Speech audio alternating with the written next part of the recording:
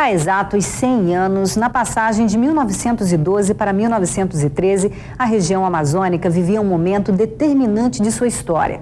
Foi o apogeu seguido da queda da borracha que mexeu com a economia, costumes, com o mapa da região. A partir de hoje, até sábado, o Jornal do Amazonas exibe uma série de 6 reportagens especiais gravadas no Amazonas, Acre, Rondônia e Pará sobre o centenário desse importante momento. As reportagens são de Daniela Sayag e Orlando Júnior.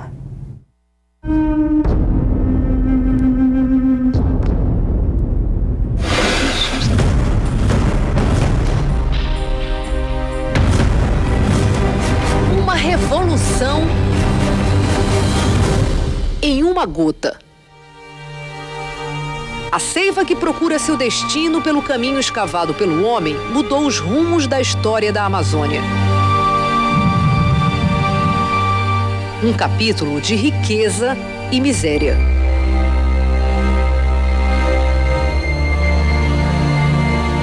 Para os índios, não era novidade. A seiva branca era usada para fazer vasilhas, bolas, até mesmo no tratamento de doenças. Mas os colonizadores ficaram impressionados com a capacidade elástica desse produto da floresta. Já no fim do século XIX, as indústrias que cresciam nos Estados Unidos e na Europa já não podiam mais viver sem a seringueira da Amazônia. Em plena revolução industrial, quem poderia prescindir daquele milagre da natureza? A borracha podia ser encontrada em mais de 20 árvores tropicais do planeta, mas nenhuma se comparava em qualidade e produtividade à Hevea brasiliense. A borracha que saía dos seringais amazônicos, ela praticamente abastecia todos os segmentos industriais do mundo chamado mundo desenvolvido. Esta era Manaus na década de 1860 e aqui, apenas 30 anos depois, bondes elétricos, ruas bem calçadas, comércio vibrante. Tudo desenhado para imitar a vida na Europa.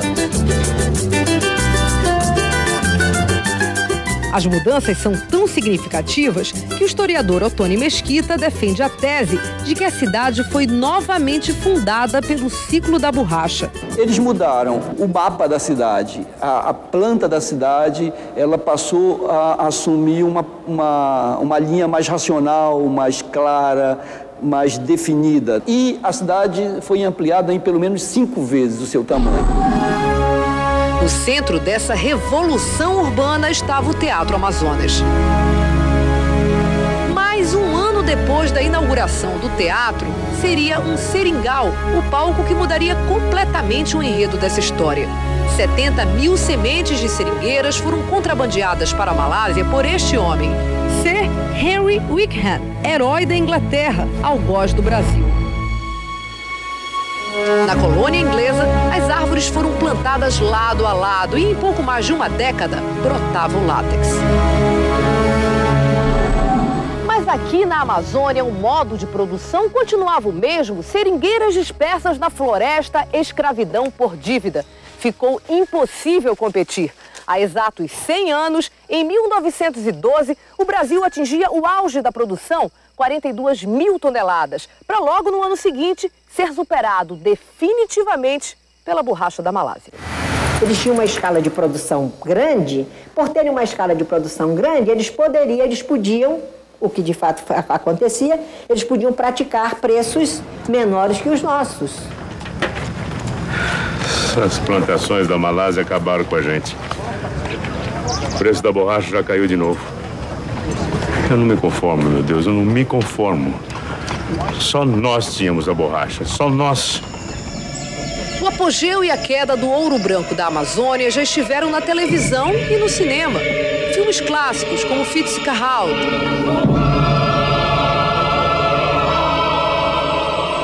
e mais recentes como A Selva. Isso aqui é a Amazônia, cara. Isso aqui é a selva. Contada e recontada em dezenas de livros brasileiros e estrangeiros, a história da borracha até parece ficção, mas é bem real na memória de quem viveu em um seringal. como veremos amanhã. A vida do seringueiro é uma vida escravizada. Escravizada em tudo por tudo.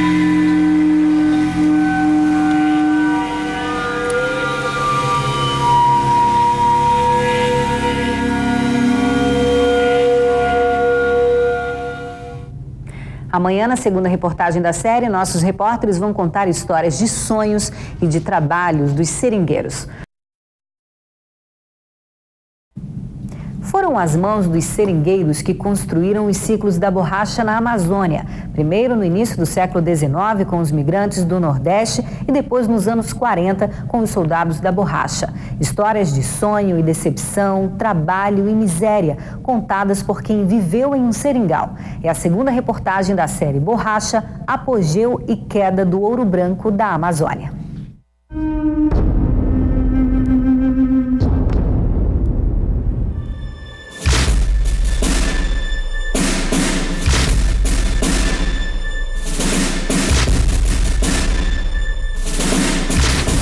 Eles trilharam um mesmo caminho. Esses homens fazem parte de um contingente de 55 mil brasileiros mandados para seringais na Amazônia em nome da Grande Guerra. Um capítulo de nossa história sem honrarias ou glórias, que permanece vivo apenas na memória dos soldados da borracha.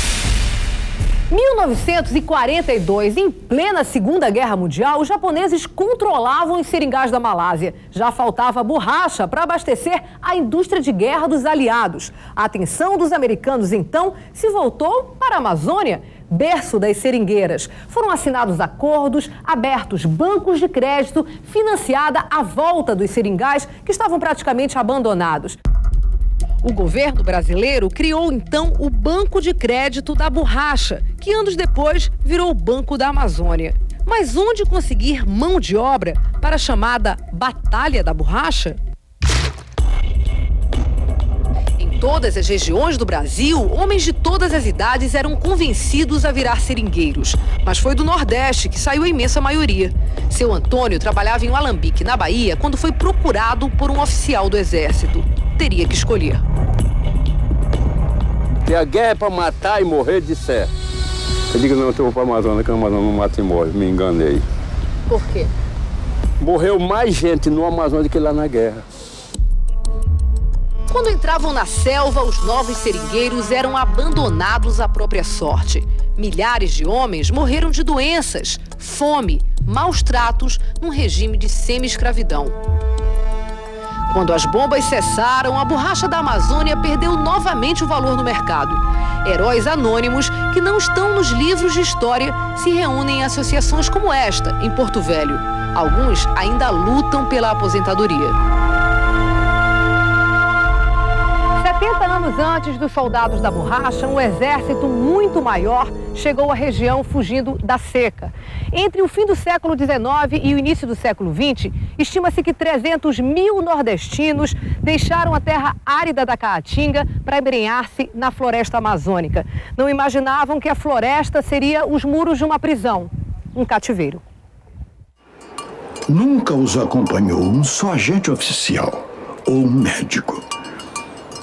Os banidos levavam a missão dolorosíssima e única de desaparecerem. E não desapareceram. São os migrantes do primeiro ciclo da borracha que redesenharam o mapa da região amazônica. O fotógrafo alemão Albert Frisk documentou o dia a dia de um seringal no fim do século XIX. Estas fotos e as do conde italiano Ermanno Stradelli estão entre os raros registros dessa época. Ao vivo e a cores, o Museu do Seringal, perto de Manaus, nos faz refletir. Bem de perto, a diferença da vida na floresta. O conforto na casa do seringalista. A miséria de quem extraía o látex. Se por acaso ele trouxesse menos borracha do que era esperado, o que acontecia com ele? Descontava e, mal alimentado, fazendo a borracha, ingerindo bastante fumaça, pegando uma tuberculose ou qualquer outra doença, ele morria. A luta pela sobrevivência é o que há em comum entre os primeiros seringueiros e os da década de 40. Uma das mais trágicas histórias é narrada por esse homem, que foi trazido pelo pai, ainda criança, para viver em um seringal. Eu já estava dentro dos 8 anos, meu pai morreu. O senhor ficou sozinho aqui?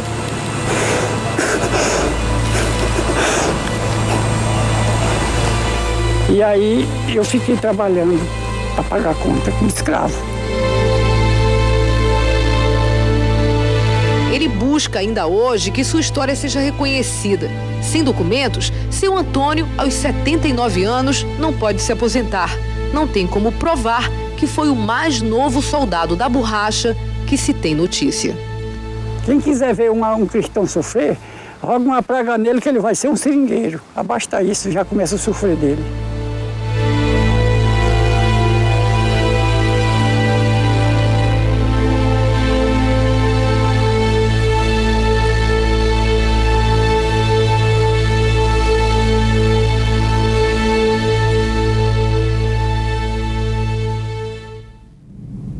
Amanhã você acompanha como a borracha foi determinante na criação do estado do Acre. A busca pelo melhor látex do mundo levou seringueiros a desbravar florestas e conquistar territórios. Na terceira reportagem sobre os 100 anos do apogeu e queda da borracha da Amazônia, a criação do estado que tem sua história fortemente ligada à seringueira.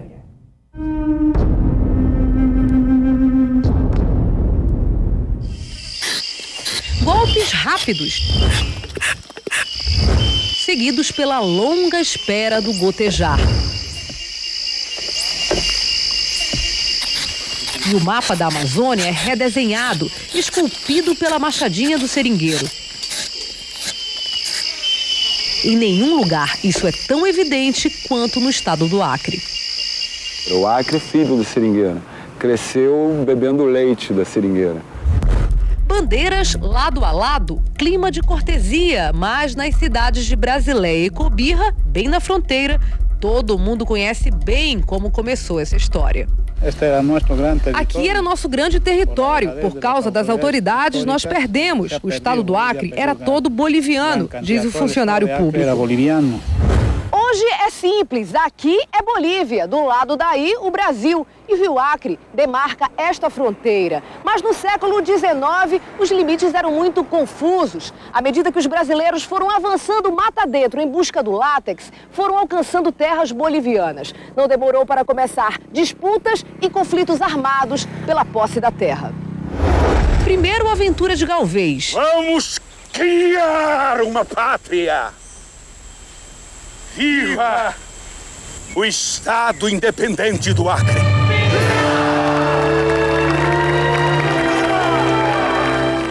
Depois, o exército boêmio dos poetas. Que se toque o clarim!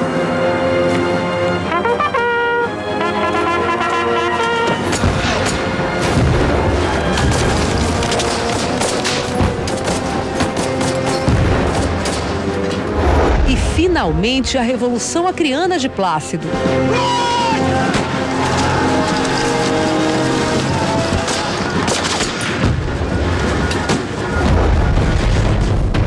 Vitórias seguidas de derrotas e o Acre acaba mesmo brasileiro pelas mãos da diplomacia. Tudo porque esse chão guardava uma das maiores riquezas do fim do século XIX. Se a borracha era o ouro branco da Amazônia, aqui nessa região, entre os rios Acre, Purus e Juruá, ficava o Eldorado. O leite das seringueiras daqui tinha uma qualidade especial, era chamada a borracha Acrefina, disputada nos mercados no exterior, mas valorizada nas relações comerciais. Quase não há várzea nos rios acreanos. A borracha produzida em terra firme é notoriamente melhor, tem mais qualidade do que a borracha produzida na região de várzea, porque ela tem menos água. Por isso a borracha produzida no Acre, ela sempre foi a borracha mais valorizada de toda a Amazônia. É o que justifica a jornada de milhares de brasileiros mata dentro, avançando pelos vales do Xingu e Tapajós, passando pelo Madeira, Javari, Purus e Juruá, demarcando um seringal atrás do outro. Palmo a palmo, a Acrefina representou riqueza para uns, sacrifício para tantos. Hoje, ela continua fazendo parte do dia a dia de milhares de pessoas no Acre, mas de um jeito diferente. Aí ele não existe mais essa voz do patrão nem do empregado. Realmente ele é um trabalhador autônomo que tem liberdade para negociar, para propor, para vender se for o caso. Se não quiser vender, não vende. Então ele é o dono da sua produção. Dono junto com outros seringueiros, reunidos agora em cooperativas. Passados exatos 100 anos que essa terra virou brasileira, não há como negar. As raízes do Acre se entrelaçam às raízes da seringueira.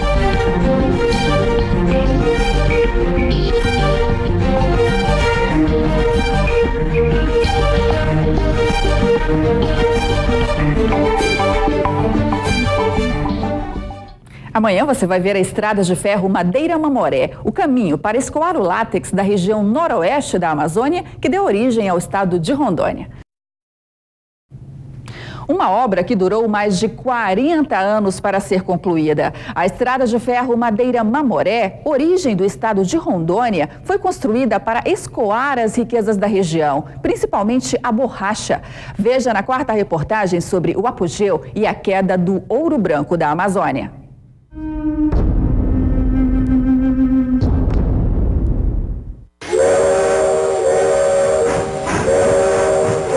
Quando esse som cortou o silêncio da mata pela primeira vez há 100 anos, a parte noroeste da Amazônia entrou definitivamente no mapa do Brasil.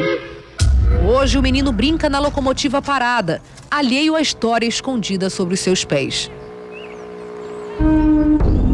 Há 5 décadas, máquinas a vapor são lentamente engolidas pela floresta. Quem anda por essa estrada de barro na periferia de Porto Velho pode nem reparar nesses ferros retorcidos, corroídos pelo tempo.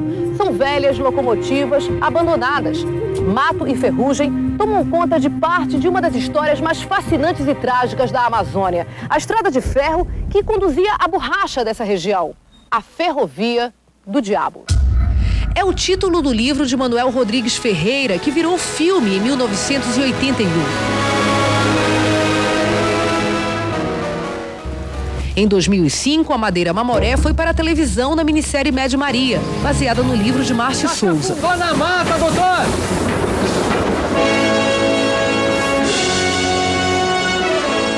Em todas as obras, milhares de vidas perdidas durante a construção da ferrovia. Junto com o historiador Marco Antônio Teixeira, visitamos o lugar onde ficava o cemitério da Candelária, o maior dos vários cemitérios da Madeira Mamoré.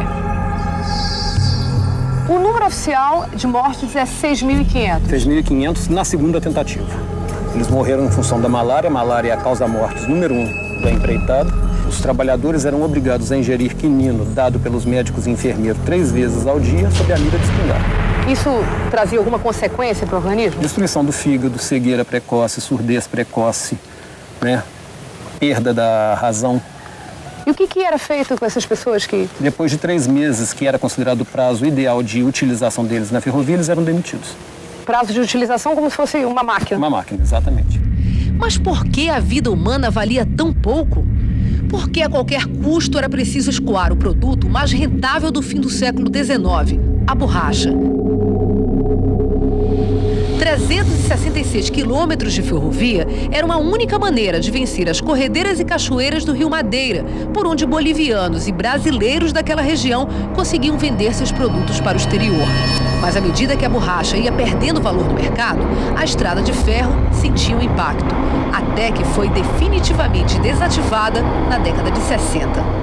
O que trabalhava não dava para manter o pessoal, não dava para pagar. Dava prejuízo. É prejuízo, então não era só... Aos 90 anos, seu Dionísio é o mais antigo maquinista da Madeira Mamoré, filho de imigrantes que trabalharam na construção, assim como o Lorde. Esse aqui é o espelho da onde que põe fogo. Aqui é que sai toda... Como se fosse a caldeira, é? Essa aqui é a caldeira. O antigo foguista sonha com o dia em que a Maria Fumaça 19 vai voltar a funcionar. Será uma medida compensatória dos construtores da hidrelétrica de Santo Antônio. Quando começar a operar, junto com a hidrelétrica de Giral, milhões de metros cúbicos de água vão encobrir quase toda a Madeira Mamoré. Sobram apenas os primeiros 8 quilômetros para o turismo. O assunto é polêmico. Toda a extensão da ferrovia é patrimônio do estado de Rondônia e a barragem de Santo Antônio estaria dentro de uma área tombada como patrimônio histórico nacional. Foi um crime se colocar uma usina hidrelétrica aqui dentro de Santo Antônio, numa área tombada. Foi uma decisão política do Brasil. Em troca, também, as locomotivas, os galpões, as oficinas vão receber uma recuperação. As poucas peças que sobraram dos tempos da Madeira Mamoré estão neste galpão e devem ir para um museu. Por enquanto, o único símbolo restaurado é a Praça Memorial, onde foi fundada a cidade de Porto Velho, e a antiga sirene que toca todos os dias pelas mãos de Lorde. Tem pessoas ali, quando eu toco a sirene, choram, sabe? Não, é que não era para ter acabado.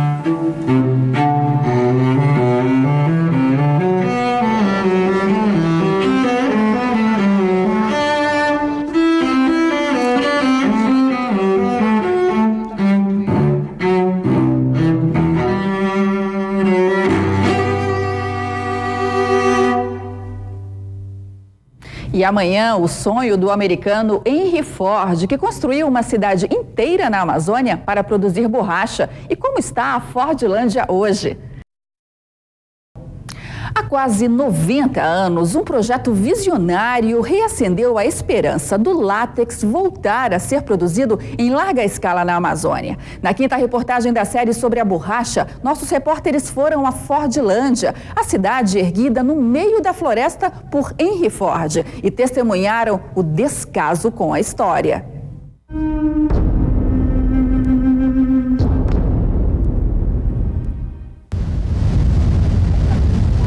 As águas verdes apontam o caminho, 5 horas subindo o Tapajós e chegamos a uma vila diferente de qualquer outra na Amazônia.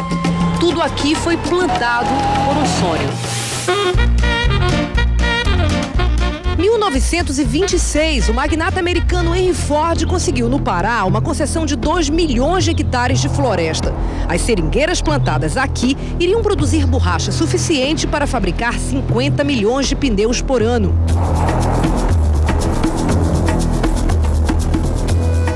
Era bonita, queria que a senhora visse, era linda. Seu Lobato, aos 90 anos, é o último seringueiro dos tempos de Ford. Lembra quando tudo por aqui funcionava como numa fábrica norte-americana. Quando apitava, era grosso, o apito grosso. Escutava quase Itaituba. Das 7 horas, todo mundo pegava do trabalho. Do dia para a noite, nasceu Fordlândia, uma cidade com 5 mil habitantes brasileiros e estrangeiros. Muitas características da cidade refletiam a excentricidade do fabricante de carros. Essa daqui era Palm Avenue, a principal rua da Vila Americana, onde moravam os administradores. Casas em estilo rebuscado, como essa aqui, hidrantes vermelhos, tudo foi projetado para imitar a vida nos Estados Unidos. Mas a natureza se rebelou. Ninguém podia imaginar que na Amazônia as seringueiras ficavam frágeis quando plantadas lado a lado. Acabaram devastadas pelas pragas. Ford entregou o projeto ao governo brasileiro. Como o Ministério da Agricultura parece que não tinha interesse em produção de látex, começou a colocar gado aqui dentro, animais de raça. E as árvores? E as árvores foram cortando as árvores para fazer abrir campo para poder alimentar o gado.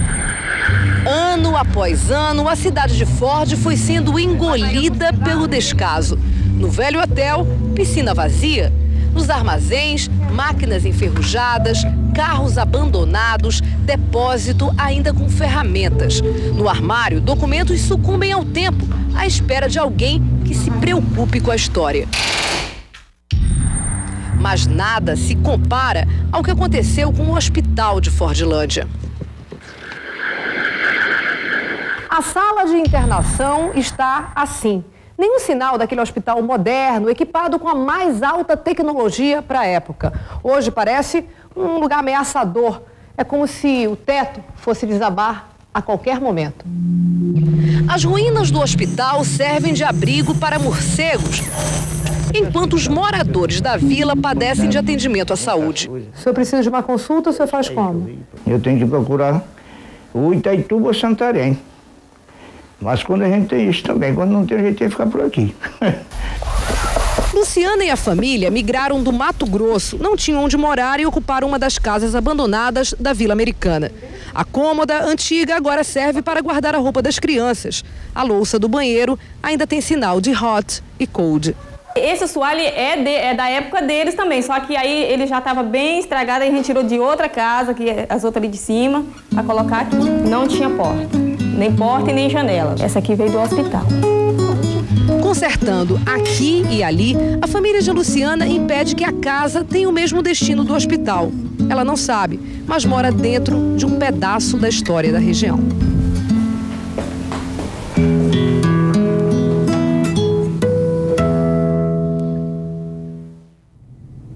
E neste sábado, na última reportagem da série, cooperativas, indústrias e pesquisa com clones. O que é feito para que a borracha volte a fazer parte da economia da região?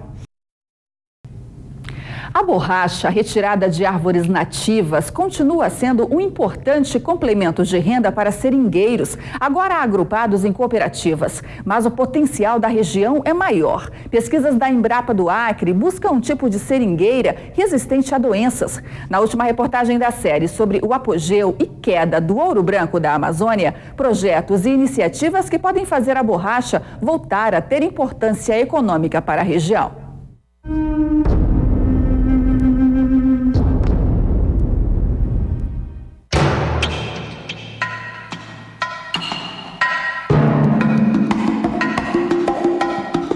De maior exportador do mundo para desconfortável posição de importador. Em 100 anos, o Brasil não só perdeu o mercado, como passou a depender da borracha produzida na Ásia. Por ano, 280 mil toneladas são compradas da Tailândia, Indonésia, Malásia, que junto com outros 4 países respondem por mais de 90% da produção mundial. Mas para pequenos seringueiros na Amazônia, a borracha ainda é meio de vida. Nos seringais do Amazonas, a colheita e a estocagem do látex continuam como há 100 anos. Agora, agrupados em cooperativas, os seringueiros dependem de políticas públicas para continuar produzindo. Tem a subvenção do Estado, a subvenção do governo federal e agora nós temos a subvenção do município. Em Assis Brasil, no Acre, o beneficiamento da matéria-prima é uma aposta para conseguir preços melhores no mercado. Elástica e resistente, uma espécie de manta de borracha. Assim, transformada em folha defumada líquida, a seiva natural tem mais chances de ganhar mercados no exterior, agregando valor à matéria-prima com a marca Made in Amazônia. Mas é em Chapuri que as cooperativas estão bem organizadas. Estamos a caminho da reserva extrativista Chico Mendes. Aqui, pelo menos 700 famílias têm a borracha como importante complemento de renda. Uma delas é de seu Raimundo. Seringueiro desde os 8 anos, ele percorre todos os dias os caminhos abertos na floresta e não perde tempo nem para dar entrevista. Quantas horas o senhor anda por dia nesse seringal, seu Raimundo? Aqui tem vezes que quando a gente está andando mais numa marcha menor, a gente gasta 8 horas por dia. 8 horas por dia? É. 4 para ir? E 4 para voltar. O látex que seu Raimundo colhe vai direto para esta fábrica, que fica também em Chapuri. 100 milhões de preservativos ao ano saem daqui para o Ministério da Saúde, que distribui as camisinhas em campanhas de prevenção a DSTs e AIDS. A capacidade elástica da borracha de seringueiras nativas é muito maior que das árvores cultivadas. Elas passam com louvor nos testes de pressão de estouro. Esticam 40 vezes o próprio tamanho, mais que o dobro do exigido pelas normas de segurança. Um bom negócio para o consumidor e para os fornecedores da matéria-prima. Hoje o seringueiro ele recebe em torno de 150% um valor superior ao preço pago pelo mercado pelo látex vendido para a fábrica. Mas os seringueiros da reserva Chico Mendes estão de olho também em um novo mercado, o das seringueiras plantadas. 70 produtores que esse ano ainda querem plantar em torno de 100 hectares de seringa. Caminhos seguros para o plantio na Amazônia saem dos laboratórios da Embrapa, no Acre. Em tubos de ensaio ou em cultivos experimentais, o maior desafio aqui é vencer o mal das folhas, um fungo que mata por inanição árvores plantadas lado a lado. Nós queremos selecionar clones de seringueira que apresentam resistência genética ao mal das folhas da seringueira e uma produtividade maior, de modo a viabilizar a iveicultura aqui no estado do Acre, seja em plantios homogêneos, sejam em sistemas agroflorestais. A fazenda de Paulo recebeu 2.600 clones de seringueiras. Pelo menos um apresenta ótimos resultados. Árvores plantadas pelo pai dele há mais de 20 anos produzem 15 toneladas de látex por safra. Hoje representam mais de 40% da receita da fazenda e fazem Paulo ter uma certeza. Quem tem um projeto desse aqui tem uma mina de ouro. É um investimento a longo prazo, mas em compensação a produção é a vida toda. Perseverança, tecnologia e o ouro branco da Amazônia pode deixar de ser passado e fazer parte do futuro da região.